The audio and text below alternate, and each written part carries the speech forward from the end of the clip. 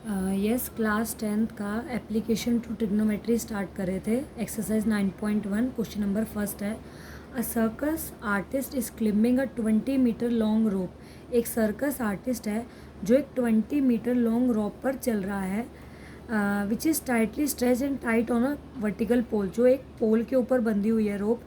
तो अब हमें यहाँ पे क्या दे रखा है कि रोप की लेंथ दे रखी है, हमें इसकी हाइट निकालनी है, मतलब ये निकालना है। तो उससे पहले एक छोटी छोटी चीज़ें बता देते हैं। जैसे एक ट्राइंगल होता है, तो ट्राइंगल में 90 डिग्री के सामने को हाइपोटेनियस बोलते हैं, नीचे बेस होता है और ये परपेंडिकुलर होता है। ठीक है, अब क्वेश्चन में हमें ये चीज़ ध्यान रखनी है कि यहाँ पर जहाँ पर एंगल है तो वो हमेशा बेस होगा। तो हमें ना तीनों में से किसी एक की वैल्यू हमेशा गिवन होगी, या तो बेस की वैल्यू गिवन होगी, या हाइपोटेनियस की वैल्यू गिवन होगी, या परपेंडिकुलर। तीनों में से किसी एक की वैल्यू हमें गिवन होगी। फॉर एग्जाम्पल, हमें हाइपोटेनियस की वैल्यू गिवन है, हमें परपेंडिकुलर की निकालनी। जैसे इस क्वेश्चन में हमें हाइपोटेनियस की वैल्यू गिवन है और ये परपेंडिकुलर निकालना है, तो मतलब हमें एच गिवन है और पी निकालना है। तो हम पी बाय एच यूज़ करेंगे। पी बाय एच इसका फॉर्मूला होता है साइन का। क्लियर। अब मान लो हमें बेस की वैल्यू गिवन थी और हमें हाइपोटेनियस निकालना था। ठीक है, मतलब बेस की वैल्यू हमें गिवन है और हाइपोटेनियस निकालना है, तो हम बी बाय एच यूज़ करेंगे। तो बी बाय एच किसका फॉर्मूला होता है कॉस का। अब फॉर एग्जांपल हमें बेस दे रखा है और पी निकालना है, तीन ही केस हो सकते हैं, तो पी और बी यूज़ करना है हमें। तो पी अपॉन बी किसका यूज़ फॉर्मूला होता है टेन का।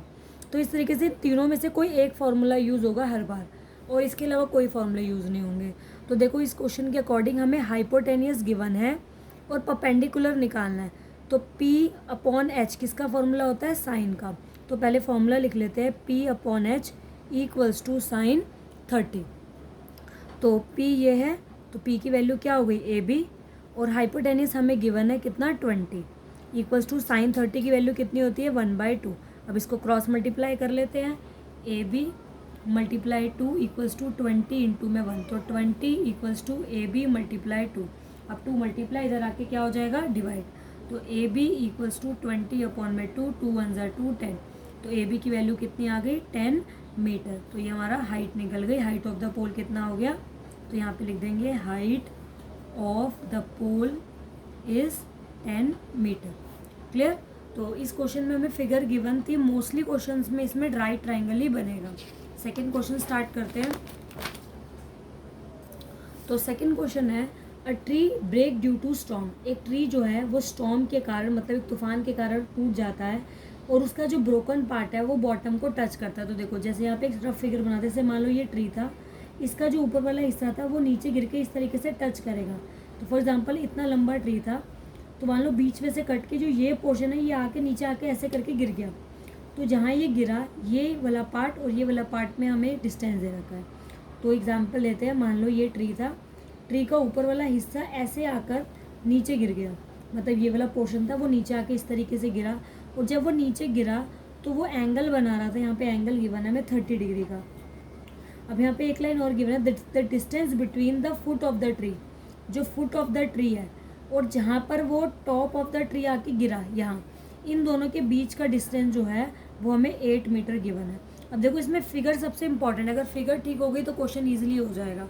तो आपको क्या गिवन था, एक ट्री था, ट्री को ऊपर वाला आके पोर्शन नीचे आके गिर जाता है, मतलब ये पोर्शन ऐसे करके ऊपर था और ये पोर्शन नीचे आके गिर गया, और जब ये आकर गिरा तो एंगल कौन सा बना रहा है 30 डिग्री। और जहाँ पर ये आके गिरा वहाँ से जो फुट ऑफ द ट्री था उसके बीच का डिस्टेंस 8 मीटर था। अब हमें हाइट ऑफ द ट्री निकालना है। तो देखो आपको मतलब एक तरीके से बेस गिवन है, तो हाइट ऑफ द ट्री क्या है, ये भी हाइट ऑफ द ट्री है और ये भी हाइट ऑफ द ट्री है, क्योंकि ये वाला पोर्शन भी तो ट्री का पार्ट था। तो मतलब हमें इसमें पी भी निकालना है और हाइपोटेनियस भी निकालना है, लेकिन 1 बाय 1 करके करेंगे क्वेश्चन को। तो सबसे पहले हमें पी बी गिवन है, हमें पी निकालना है।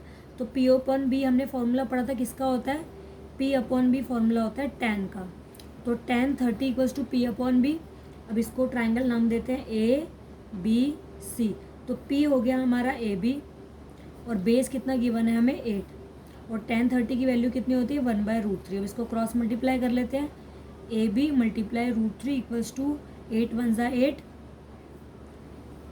अब ये √3 मल्टीप्लाई इधर आके डिवाइड हो जाएगा, तो AB इक्वल्स टू 8 अपॉन √3। इसको अभी हम इतना लीव कर देंगे, वैसे ध्यान रखना अगर ये आंसर लास्ट में होता ना तो हम इसको रैशनलाइज करते, लेकिन अभी क्वेश्चन फिनिश नहीं हुआ है तो इसको अभी हम रैशनलाइज नहीं करेंगे। अब ये तो हमारा निकल गया, लेकिन ये भी तो हाइट ऑफ द ट्री है क्योंकि ये भी ट्री का पार्ट था जो नीचे आके गिरा, तो हमें हाइपोटेनियस भी निकालना है। अब देखो हाइपोटेनियस निकालना है और बेस गिवन है, तो B/H किसका फॉर्मूला होता है, कॉस का, तो cos 30 इक्वल्स टू B/H। एक बार दोबारा फॉर्मूला लिख देती हूँ। साइन का फॉर्मूला था P/H, कॉस का फॉर्मूला था B/H और tan का फॉर्मूला था P/B। मेन 3 ही बार बार यूज़ होंगे ये, ठीक है। तो cos 30 की वैल्यू कितनी होती है, √3/2 और बेस की वैल्यू कितनी हो, बेस हमें दे रखा है 8 और हाइपोटेनियस को ले लेते हैं हम AC। अब इसको क्रॉस मल्टीप्लाई कर लेते हैं, तो √3 को मल्टीप्लाई करना है AC से और 2 को मल्टीप्लाई करना है 8 से, तो 2 8 ज़ा 16 equals to √3 multiply AC। √3 multiply इधर आके डिवाइड हो जाएगा, तो AC इक्वल्स टू 16/√3। तो ये भी हाइट ऑफ द ट्री आ गया। तो अब हमारे पास AC की वैल्यू ये आ गई, AB की वैल्यू आ गई, तो हमारे पास PB आ गया और HB आ गया। अब क्योंकि ये total height of the tree है तो दोनों को प्लस कर लेंगे, तो 8/√3 और 16/√3 को प्लस कर लेते हैं दोनों की वैल्यू को। अब √3 को एक बार लिख देंगे और 8 और 16 को प्लस कर देंगे, तो 8 और 16 हो जाएगा 24/√3। अब क्योंकि रूट नीचे लीव नहीं करते तो इसको रैशनलाइज करेंगे, तो √3 को ऊपर मल्टीप्लाई, √3 को नीचे, तो 24√3 और नीचे बच गया √3 इंटू √3, √3 को √3 से करके 3 आएगा, 3 1 ज़ा 3, 3 8 ज़ा 24, तो आंसर आ गया 8√3 मीटर। तो जो total height of the tree है, लिखेंगे टोटल हाइट ऑफ ट्री, वो कितना हो गया 8√3 मीटर। तो ये हमारा आंसर हो गया।